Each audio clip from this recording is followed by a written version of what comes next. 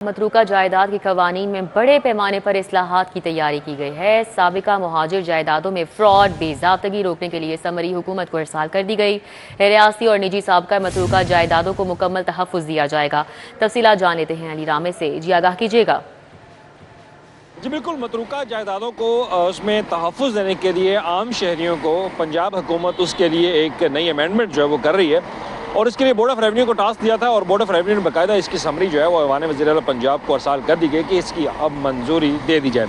अब मंजूरी क्योंकि काबीना देगी और काबीना की मंजूरी के बाद इस अमेंडमेंट में तरमीम करने के बाद ये मामला पंजाब असम्बली से अप्रूव होगा और फिर गवर्नर इस पर दस्तखत करेंगे तो ये कानून में एक नई तरमीम जो है वो शामिल हो जाएगी।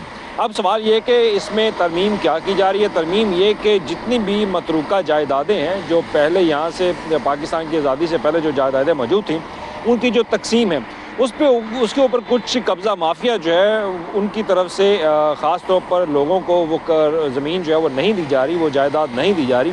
कुछ लोगों ने कब्ज़ा कर रखा है तो उस कब्ज़े से जान छुड़ाने के लिए हुकूमत अब वैक्यू ट्रस्ट जो एक प्रॉपर्टी है उसमें अमेंडमेंट जो है वो करने जा रही है और इसमें ना सिर्फ निजी बल्कि जो सरकारी सतह पर भी जो जायदाद सरकार के अंदर आती है उसको भी तहफ़्फ़ुज़ जो है वो हुकूमत पंजाब ने देना है और इसके लिए मुतअद्दिद बार कोशिश की गई कि इसमें नई अमेंडमेंट जो है वो अब लाई जाए, लेकिन कुछ रुकावटों की वजह से इस पर काम जो है वो नहीं हो सका और जो सरकार की लैंड है जो सरकार के पास आती है उस सरकार को भी उसमें तहफ़्फ़ुज़ जो है वो दिया जाए और जो कब्ज़ा माफिया है उनके खिलाफ कार्रवाई की जाए।